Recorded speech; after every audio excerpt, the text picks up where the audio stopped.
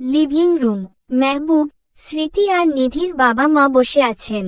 মাহি বাহিরে তার ন্যানির সাথে খেলছে। আসলে আঙ্কেল, একটু কথা ছিল আপনার সাথে জরুরিভাবে। মেহবুব সোজা হয়ে বসে বলল। হ্যাঁ বাবা বলো। নিধির বাবা চায়ের কাপ টেবিলে রেখে বলল। নিধির বিয়ে শাদির কথা কি কিছু ভাবছেন? মেহবুব জিজ্ঞেস করল। আসলে বাবা, বিয়ের প্রস্তাব তো অনেক আসছে, কিন্তু জমিদারের ছেলের জন্য সবগুলো ভেঙে যাচ্ছে। যে প্রস্তাব দিচ্ছে সেই পরিবারকে মারার হুমকি সে দিয়ে আসছে। নিধির বাবা একটু চিন্তিত স্বরে বলল। না জানি আমার মেয়েটার কপালে কি আছে, নিধির মা হতাশ সুরে বলল। নিধির বিয়ে আমি আমার ভাই ইমরেতের সাথে দিতে চাই, মেহবুবের সোজাসাপটা উত্তর।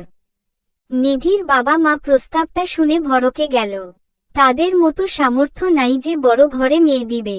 চৌধুরী পরিবার এই শহরে সবচেয়ে ধনী পরিবার, সেটা লোকের মুখে শোনা যায়। এই প্রস্তাবে তারা যে অপ্রস্তুত হয়েছে স্মৃতি সেটা বুঝতে পেরেছে।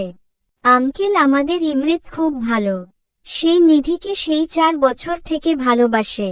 সে এখানে আসার পর ইমরেতের মধ্যে আমরা যতটা চেঞ্জ দেখতে পাই তা কখনো দেখিনি।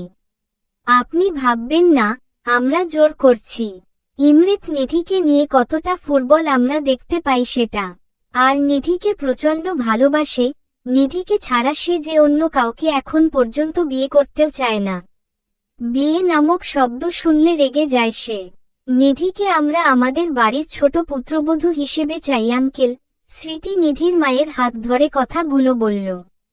নিধির বাবা মায়ের মনে হচ্ছে আকাশের চাঁদ হাতে পেল, সেই সাথে সৎপাত্রের সন্ধান নিজের মেয়ের জন্য পেল। বুক থেকে অনেক বড় একটা পাথর যেন মনে হলো সরে গেল তাদের। নিধির বাবা মাও কথা পাকা করে দিল যে ইমরেতের সাথে নিধির বিয়ে দিবে। মেহবুব স্মৃতির দিকে চোখ টিপ দিল। স্মৃতি বেচারি লজ্জা পেয়ে মিষ্টি আনতে গেল। তাদের মধ্যে এই কথা হলো নিধির প্রথম বর্ষ পরীক্ষা শেষে বিয়ে দিবে দুজনের, ততদিন কথাটা নিধির অজানা থাকুক। অহেতুক চাপ নিয়ে পরীক্ষা খারাপ করুক তার দরকার নেই। ইমরেতের রুমে নিধি কফি নিয়ে গেছে। রুমে নক করল, কিন্তু রেসপন্স না আসাতে ফিরে আসতে গেলে নিধিকে টেনে ইমরেত রুমের ভিতরে নিয়ে দরজা লক করে দিল। এইভাবে হ্যাচকা টান পড়াতে নিধির হাত থেকে কফির মগ পড়ে ভেঙে গেছে। আরে হো, দিলেন তো মগটা ভেঙে। নিধি মুখ না তুলে কফির মগের দিকে তাকিয়ে কথাগুলো বলল। ইমরেতে সারা শব্দ না পেয়ে নিধি যখন মুখ তুলে উপরে তাকালো তখন ইমরেতের মুখটার দিকে তাকালো। ইমরেতের মুখ দেখে সে ভীষণ ভয় পেয়ে গেল। ইমরেতের মুখ ভীষণ লাল, দেখেই মনে হচ্ছে মাথায় খুন চেপে আছে তার। ইমরেতকে এইভাবে দেখে নিধির ভয়ে হাত পা ঠান্ডা হয়ে আসছে, সরতে পারছে না। সাহস কি করে হয় তোমার বাড়ি যাওয়ার নাম নেয়ার? আমি যে না করেছিলাম তুমি শুনতে পাওনি? আমি যে তোমাকে ছাড়া কিছু ভাবতে পারি না, থাকতে পারি না, এইটা কি বুঝো না তুমি? ইমরেত চিৎকার করে বলছে। দেখুন, নিধি তোতলাতে তোতলাতে বলল।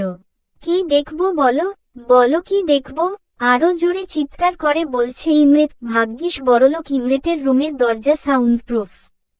আমি কি আমার বাবা মায়ের বাড়ি যেতে পারি না? ভয়ে ভয়ে বলল নিধি। না পারো না তুমি। তুমি বিহীন আমার শ্বাসটা যে আটকে আসে, এটা কি বুঝো না তুমি? আবারও চিল্লিয়ে বলছে ইমরেত। আপনি আমার উপরে এইভাবে অধিকার দেখাতে পারেন না, নিধি বলে উঠল। অধিকার? অধিকার চিনাস তুই আমারে? আরে হো ইডিয়ট, তোর উপরে তোর অধিকার নাই কোন?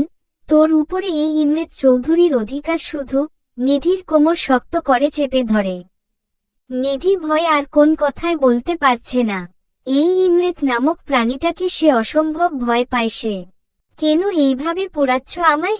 যখন পোড়াচ্ছ তুমি, এর মলমও তুমি হবে। এই দহনে তোমাকেও মারব আমি। আর শেখাবে তোমার মর্জি হোক বা না হোক, ইমরেত শান্তস্বরে বলল।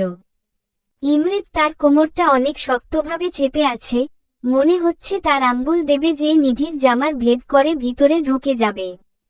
ভাই, নিধির পুরা কথা শেষ হওয়ার আগে ইমরেত নিধির ঠোঁটে নিজের ঠোঁট বসিয়ে দিল। নিধি ঝট করে চোখ বন্ধ করে নিল। ইমরেত অনেক রুডলি কিস করছে। নিধির ঠোঁটের চামড়া মনে হচ্ছে উঠে গেছে। কান্না আসছে না কেন তার?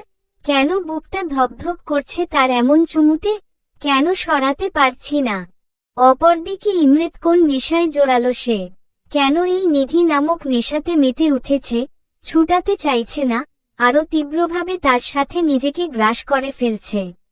হ্যাঁ, তার নিধিকে চায়, যেইভাবে হোক চায়। সে না চাইলেও তাকে তার চায়। আমি যে তুমিতে আসক্ত। চুমু দিতে দিতে ক্লান্ত হলেও ইমরেত ঠোঁট ছাড়ে নাই নিধির। শুষে নিচ্ছে। এদিকে নিধির শ্বাস আটকে গেছে মনে হচ্ছে।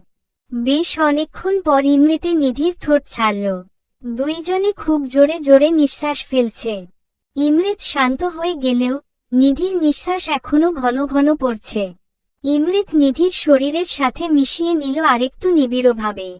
এই বাবু, এইভাবে শ্বাস ফেলে কেউ? আমি আর পারছি না তোমাকে ছাড়া নিজেরে নিয়ে ভাবতে। ইমরেতের ঘোর লাগানো কণ্ঠ শুনে নিধির শরীরের পশম মনে হচ্ছে দাঁড়িয়ে গেল। এইভাবে নিঃশ্বাস নিলে লোকে কি ভাববে?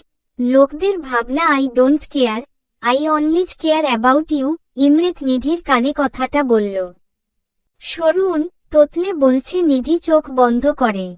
নিচে যে সাফ মানা করবে যে তুমি যাচ্ছ না তাদের সাথে, যদি আমার কথার অপোজিট করো, আমি নিজেও জানি না তোমার কি করব আমি। ইমরেত চোখমুখ শক্ত করে বলল। নিধির ঠোঁট মুছে দিল ইমরেত আলতো করে। নিধি এমন ছোঁয়াতে শিউরে উঠল। নিধি বাইরে যাওয়ার জন্য পা বাড়ালে ইমরেত পিছন দিকে নিধিকে ধরে ওর ঘাড়ে মুখ ডুবায়। নিধি থরথর করে কাঁপছে। তোমার ঘ্রাণে, তোমার ঠোঁটে, তোমার চুলে মাদকতা কাজ করে আমার জন্য। আর এই মাদকতাতে আমি তীব্রভাবে আসক্ত। ছুটবে না কখনো, আর না আমি ছুটাতে চাই। নিধির ঘাড়ে মুখ রেখে বলল ইমরেত। চলবে।